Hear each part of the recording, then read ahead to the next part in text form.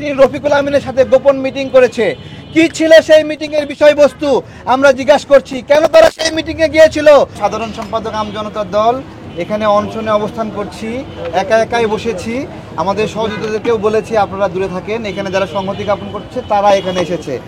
আমার আপনাদের মাধ্যমে একটা সুনির্দিষ্ট পয়েন্ট, এই নির্বাচন কমিশন অনেক রাজনৈতিক দলকে রিজেক্ট করেছে, যেভাবে আমাদেরকেও রিজেক্ট করেছে।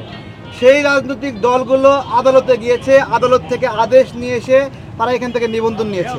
তার মানে আদালত বলছে এই নির্বাচন কমিশন যে তদন্ত করেছিল, প্রক্রিয়া করেছিল, সেইটা ভুল। তাহলে 10টা দলের ক্ষেত্রে তারা অন্তত ভুল করেছে। সেই ভুল আমার উপরেও হচ্ছে এবং আমাকেও এখন বলছে আদালতে যান। সেই মার্চ মাস থেকে এই প্রক্রিয়া শুরু হয়েছে। 2023 সালেও আমরা ঘোরাঘুরি করেছি, 22 সালে ঘোরাঘুরি করেছে, আমাদেরকে হয়রানি করেছে। মার্চ মাস থেকে আইসা আজকে নভেম্বর মাসে এসে বলছে নিবন্ধন দেওয়া হবে না, আপনারা কোর্টে যান। আমি তো ভাই কোর্টে গেলে 6 মাস 1 বছর লাগবে, তাহলে তো আমরা নির্বাচন করতে পারলাম না। আজকে এখানে অনশন করতে হচ্ছে এই কষ্ট নিয়ে যে এই গণ অভ্যুত্থানে ভোটাধিকারের জন্য আমরা বললাম দেশ বাঁচাও, মানুষ বাঁচাও, ভোট বাঁচাও, মানুষ বাঁচাও, গণতন্ত্র বাঁচাও, লড়াই করলাম, অনশন করলাম। আজকে আমার নিবন্ধনের জন্য আমাকে অনশন করছে। যে অনশন ছিল ভোটের জন্য, সেই অনশন করতে হচ্ছে আমার দলে নির্বাচনের জন্য। ভাইয়েরা, সাংবাদিক ভাইয়েরা, বড় ভাইয়েরা, বোনেরা, এই আম জনতা দল হয়তোবা 2000 ভোট পাবে না, হয়তোবা 5000 ভোট পাবে না, হয়তোবা আমরা হেরেই যাব, হয়তোবা আমাদের কখনো সংসদে যাওয়াই হবে না।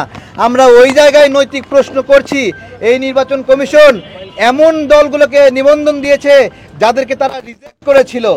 এমন দলকে নিবন্ধন দিল 43 লক্ষ গ্রাহকের অর্থ আত্মসাৎ করা ডেস্টিনিকে নিবন্ধন দিয়েছে এবং 12 বছর জেল খেটে এসে তার শখ হয়েছে সে একটা রাজনৈতিক দল খুলবে, আর হলো এখানে সে আবেদন করেছে।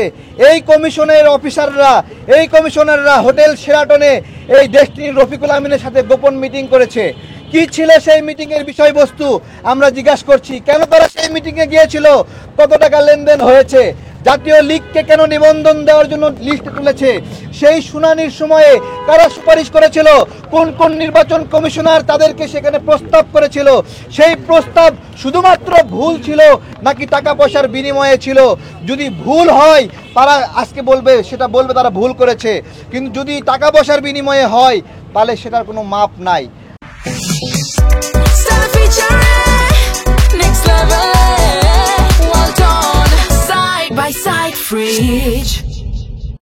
আমরা নির্বাচন কমিশনকে বলছি আমাদের মধ্যে কোনো অসততা আপনারা পাইবেন না। আপনারা আশা করেছিলেন আমাদের একটা উপজেলা অফিসে গিয়ে চেয়ার পাইবেন, সুন্দর টেবিল পাইবেন। আমরা টুল দিয়েছি, আমরা 5টা টুল 600 টাকা করে কিনে আমরা 25 জন বসার ব্যবস্থা করেছি।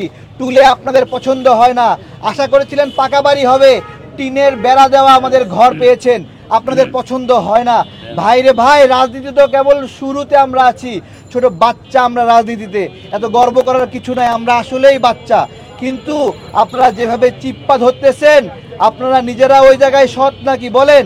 আমরা সততা নিয়ে বলছি, আমাদের যে শর্ত দেওয়া হয়েছে সেই শর্তের প্রত্যেকটি শর্ত আমরা কাছাকাছি পৌঁছিয়েছি এবং এই বাংলাদেশে যে 50-এর অধিক নির্বাচনের জন্য নিবন্ধিত দল রয়েছে, আমি এখানে বলছি আমার দলের রেটিংস, জনসমর্থন 1 থেকে যদি 10-এর মধ্যে না থাকে আমরা রাজনীতি ছেড়ে দেব। রাজনীতিতে আমরা প্রাসঙ্গিক নয়।